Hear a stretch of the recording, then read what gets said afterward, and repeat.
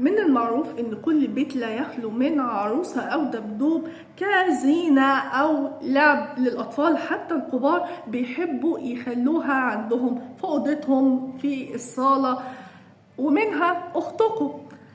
بس بصراحة انا لما سمعت قصتنا النهاردة فعلا انا الموضوع سبب لي حالة من الرعب، واتمنى لو حصلت معاكم اي شيء مشابه للي هحكيه دلوقتي يا ريت تكتبوا لي في التعليقات. بصراحه انا بقيت خايفه بعد ما قلت القصه دي من العروسه فستقه اللي موجوده عندي في البيت، دي في اوضتي تحديدا، ده انا كنت بنيمها جنبي وساعات بحضنها وانا نايمه.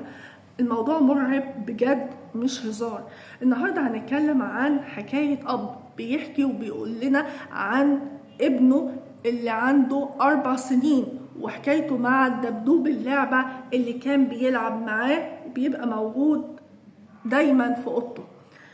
بيحكي الاب بيقول ان ابنه من النوع اللي هو بيخاف جدا من الضلمة، بس في الفترة الاخيرة لاحظ ان ابنه بيقعد كتير في الضلمة، وده كان شيء مستغربه الاب جدا.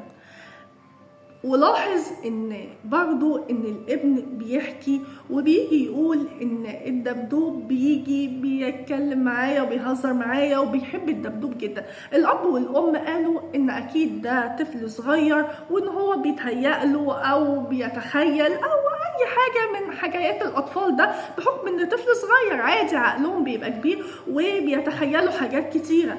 بس الواقع كان اشد رعب من الفكرة اللي كانت في دماغهم ان هي مثلا هزار، ضحك، خيالات، اوهام، اي حاجة.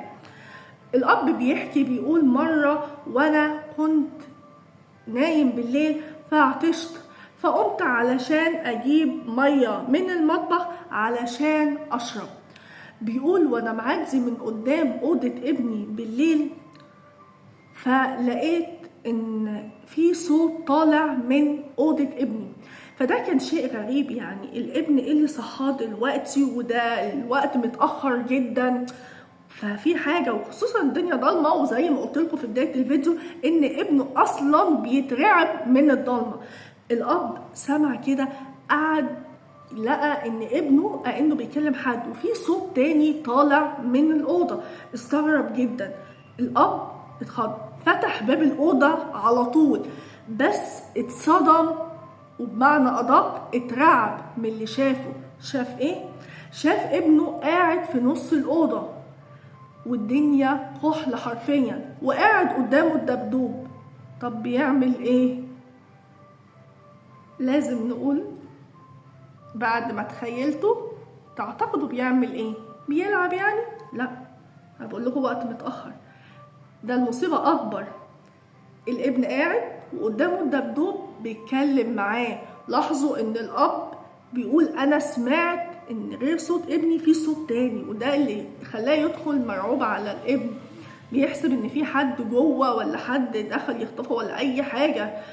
فبيقول انا لقيته بيكلمه، فبيقول انت بتكلم مين؟ فقال له انا بكلمه. انه بيتكلم على واحد قاعد قدامه، انا بكلمه، ده دايما بيجي لي كل يوم. والطفل بيتكلم بكل تلقائيه وانه عادي، عايز يقول له انت عبيط، انت عبيط يا عبيط، انا بكلم صاحبي، ده بيجي لي كل يوم وبنقعد نتكلم كتير جدا مع بعض. الاب جات له حاله من الرعب، طلع الدبدوب بره الأوضة. بس الشيء اللي كان مرعب ان وبعد كده ان كل ما يطلع الدبدوب بره يلاقيه تاني في الأوضة، لغاية ما الأب قرر ان هو يتخلص تماما من الدبدوب دوت ويبعده عن ابنه اللي كان مرتبط بيه جدا. زي ما قلت لكم ناس كتيرة في العلوم اللي بيدرسوا العلوم ما وراء الطبيعة وكده بيقولوا ان الدباديب، بالذات الدباديب والعرايس، صدقوني ده انا هعمل عليها ملفات قصص حقيقية مرعبة جدا. ان هو بيقول عامل جذب. قلتيها يا روشة في الاول؟ ايوه قلتها في الاول وهقولها من تاني، لان هي فعلا انا سمعت الحاجات اللي انا محضراها اشياء مرعبة. والله والله والله اللي اعلى من اي شيء انا بقول خفت من العروسه اللي موجوده عندي. انا كنت بحبها جدا، دلوقتي بقيت مرعوبة منها جدا. يعني حتى لو ما فيهاش حاجة فرضا يعني، ما انا مش هقعد اقول اجيب وردة دي فيها عفريت، لا دي ما فيهاش عفريت، فيها عفريت، لا ما فيهاش عفريت، فاقعد بقى انا اتخيل فاعمل ايه، ولا اقرا عليها سورة البقرة، ولا اعمل ايه بالظبط. ويجي يقول لك طب بص بالليل في عين العروسه هتلاقي ان عينيها مش طبيعيه. انا بالليل ايه؟ بالليل ايه؟ انا هقعد هبص في عين العروسه، انت عينك طبيعيه ولا مش طبيعيه؟ طب انت فيكي عفريت ولا فيكيش عفريت؟ طب لو فيكي قولي، طب مش انا هتعرف عليه. فلا، فبجد الموضوع مرعب، فبلاها بلاها. ليه الرعب ده؟ شيء مرعب. ابعد عن الشر بغنيله. واوعوا تقبلوا هدايا من حد سواء قريب او غريب. هتقولوا لي ليه؟ لان في القصص اللي جايه هتشوفوا مصايب، مصايب بالصوت، بالصوره، مش هقول لكم بالصوت، بالصوره، بالفيديو. تابعوني. لو حد اي حد اسفه قابل اي قصه مع دبدوب او عروسه فيها حاجه كده مش طبيعيه، يا ريت يكتب لي تحت في الكومنتات. سلام.